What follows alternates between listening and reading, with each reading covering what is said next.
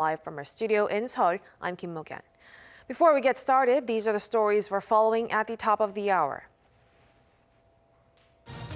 South Korea reported 682 new COVID-19 cases Thursday, continuing to near the 700 mark. The country is seeing its highest infection rate in 9 months. Following Britain's lead, many countries around the world are also stepping up immunization programs, with Canada becoming the latest. The U.S. Food and Drug Administration could also approve vaccines for Americans in the coming days. And U.S. Deputy Secretary of State Stephen Biegun meets with South Korea's Unification Minister, NIS Chief, and President Moon Jae-in's top security advisor in Seoul today to discuss issues related to North Korea and South Korea-U.S. alliance. Our top story this morning, South Korea reported 682 new cases on Thursday. This comes just one day after the nation reported its second highest daily tally of 686 on Wednesday. Of the new cases on Thursday, 646 were locally transmitted, with the majority of those coming from Seoul, Incheon, and the Gyeonggi-do province. 36 cases were imported from overseas. The total number of cases now stands at more than 40,000. 8 additional deaths have been reported, bringing the total death toll to 564. After Britain became the first country to vaccinate its public, many countries around the world are also stepping up their immunization programs, with Canada becoming the latest. The U.S. Food and Drug Administration could also approve vaccines for Americans within days. Our Kim Hyo-sun reports. Canada has become the third country in the world to approve the use of Pfizer and BioNTech COVID-19 vaccines, following the UK and Bahrain. In a statement issued by its health authorities on Wednesday, the vaccine was described as, quote, safe, effective, and of good quality.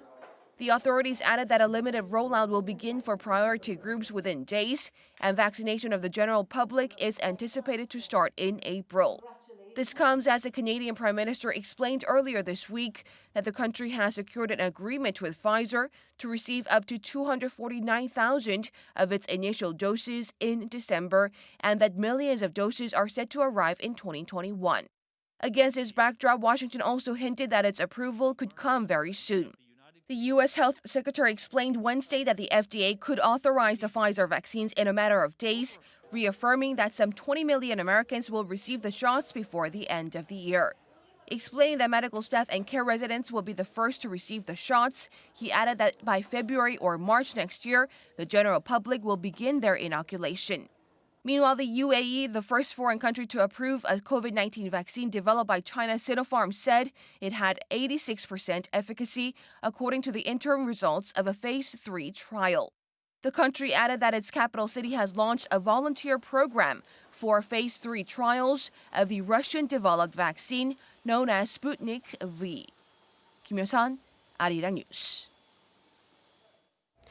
The United States may reportedly delay the approval of AstraZeneca's COVID-19 vaccine until next year, citing a lack of data from the British pharmaceutical company. This may also delay the rollout of the vaccine here in South Korea. Our Lee Seung-jae has more. When South Korea's health ministry announced its vaccine deal for 44 million people earlier this week, the first vaccines to be administered were to be those from the UK firm AstraZeneca.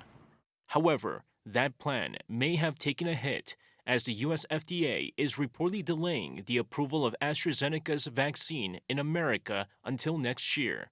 According to the New York Times, a lack of communication between the British drug maker and the FDA may slow the approval process. According to an official at the FDA, Commissioner Dr. Stephen Hahn was stunned by AstraZeneca's failure in September to disclose a halt to their trial. The source added it was a part of a pattern of communication blunders by the drug maker that damaged AstraZeneca's relationship with regulators, raising doubts about whether its vaccine will stand up to intense public and scientific scrutiny. The report also says that while AstraZeneca repeatedly said it hoped to roll out the vaccine in the U.S. as early as October, the company hasn't even finished enrolling people in its U.S. clinical trials. It added the trial was grounded for nearly 7 weeks because AstraZeneca was slow to provide regulators with evidence the vaccine was not associated with neurological symptoms that had appeared in 2 clinical trial participants. The delay is a massive blow to Washington's rollout plans, as it was expected to account for a substantial portion of the U.S. supply. With the U.S. government pledging more than $1 billion to finance the development and production of vaccines, AstraZeneca was set to supply the country with 300 million doses if it proved effective. This would make up as much as 60% of the U.S.'s entire vaccine purchase. With uncertainty surrounding AstraZeneca's vaccine approval, South Korea may also be faced with a similar situation, despite the government's plan to begin its vaccination program sometime in February or March. Lee Seung-jae, Arirang News. South Korea's unification minister Lee In-young and visiting U.S. Deputy Secretary of State Stephen Biegun have been discussing the current situation on the Korean Peninsula this morning. It's thought they've been talking about the internal stresses and strains within North Korea.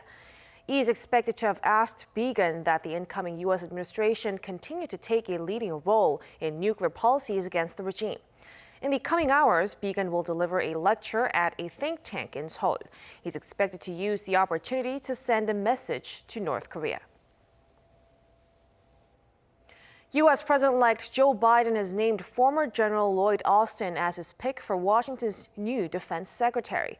And the first African-American Pentagon leader, if approved, has hinted at rebuilding stronger ties between the U.S. and its partners. Our Lee Kyung-eun has the details. U.S. relations with its allies could improve once President-elect Joe Biden takes office in January. Retired 4-star Army General Lloyd Austin, who was named as Defense Secretary nominee on Wednesday, hinted at strengthening ties. His remarks were an apparent echo of Biden's stance on foreign policy, which aims to restore alliances that were weakened during the Trump administration. And I fervently believe that, as you've said before, sir, that America is strongest when it works with its allies. If approved, Austin will become the first African American to lead the Pentagon. He highlighted the historic meaning of such an event, thanking those who've paved the way, including Henry O. Flipper, the first African American to graduate from the U.S. Military Academy at West Point. However, Austin is also aware of the concerns over his confirmation. U.S. law requires that potential Pentagon leaders to be out of the military at least 7 years before taking up the position. The rule seeks to enhance civilian control of the military. But having retired in 2016, Austin would need a congressional waiver to be officially confirmed. Austin addressed the issue, saying he fully respects the principle of civilian control of the military and that he wouldn't pose a threat to it. I come to this new role, as a civilian leader, and I look forward to surrounding myself with experienced, capable civilian appointees and career civil servants who will enable healthy civil-military relations grounded in meaningful civilian oversight. According to Biden, Austin demonstrated exemplary leadership, character, and command during his service. If confirmed by the Senate eventually, the appointment will be a defining moment in U.S. political history. Lee Kyung-eun, Arirang News. Just a day after the U.S. announced fresh sanctions against 14 Chinese officials with links to Hong Kong's pro-democracy crackdown, China has strongly condemned U.S. authorities who, quote, meddle in Hong Kong issues. Our Choi Min-jung has this report. Tensions between the United States and China are escalating once again, as China has strongly condemned U.S. authorities over what it calls outrageous and crazy action. China's move comes as the United States imposed sanctions against 14 Chinese officials after Hong Kong's Beijing-backed government disqualified 4 opposition members last month. The Chinese government and people expressed strong indignation too, and strongly condemned the outrageous, unscrupulous, crazy, and violent of the U.S. side. Hong Kong is part of China, and its affairs are purely China's internal affairs, and the United States is in no position to interfere. The Standing Committee of China's National People's Congress on Wednesday described the U.S. sanctions as typical political bullying and called for sanctions against American officials. During a press conference, China's foreign ministry also warned that the country will take firm and strong countermeasures to protect its sovereignty, security, and development interests. The ministry also summoned a U.S. embassy official in China and strongly criticized the sanctions, saying that they have severely damaged Washington-Beijing relations. Choi Min-dong, Arirang News. South Korea is garnering a lot of international attention for its recent announcement that it would work to achieve carbon neutrality by 2050. Figuring into that goal, it has opened its annual International Electric Vehicle Expo on the southern island of Jeju. Our Choi Jung-yun went there and files us this report. The 7th International Electric Vehicle Expo has officially kicked off on Jeju, an island leading the charge for electric vehicles aiming to be carbon-free by 2030. With the expo being held amid the COVID-19, the focus was on turning the crisis into an opportunity for a green transition. The transport sector accounts for a quarter of all the energy consumed worldwide, and experts say mobility is key to bringing a carbon-neutral future. Only making electric vehicles is not the solution. There must be sufficient infrastructure for charging, and the cost of the cars must be reduced with government support.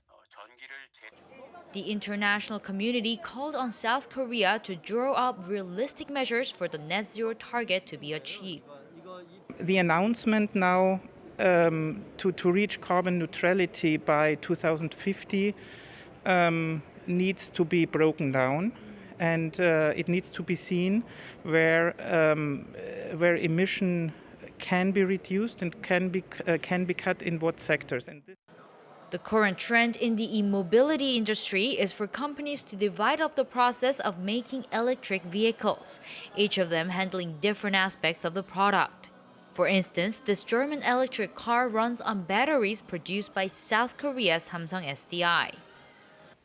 For this new production, these heavy batteries doesn't need to be brought inside to charge it. Instead, there will be around 100 charging stations in Seoul and even more nationwide. Batteries can also be exchanged for a new fully charged one with a range of up to 60 kilometers. Non-contact was also a key element of this year's expo. Hundreds of people from 50 countries are joining the expo virtually. After several delays, we carefully held this expo with strict quarantine measures. 20 booths for drive-through exhibitions were installed outside the convention center where people could see the different electric models. The 3-day expo runs until this Friday, and there will be around 15 workshops and sessions to discuss e-mobility and green energy, all of which will be streamed live on YouTube. Choi Jung-yun, Arirang News, Jeju.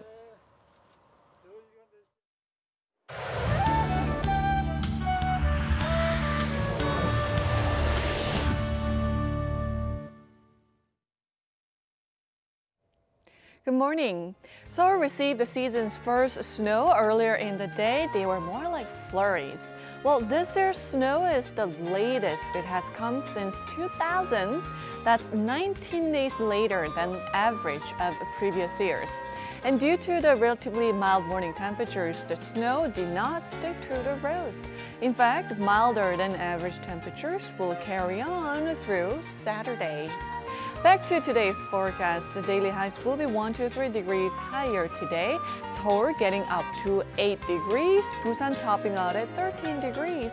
Lots of clouds will give way to some sunshine as the day moves along. Meanwhile, central western regions will have high levels of fine dust today, while the east coast is still under dry weather alerts. A mix of rain and snow is on tap for Sunday, and that's going to bring a piercing cold snap to most parts by early next week, with lows plunging to near minus 10 degrees Celsius here in the capital. That's Korea for you, and here's a look at the weather conditions around the world.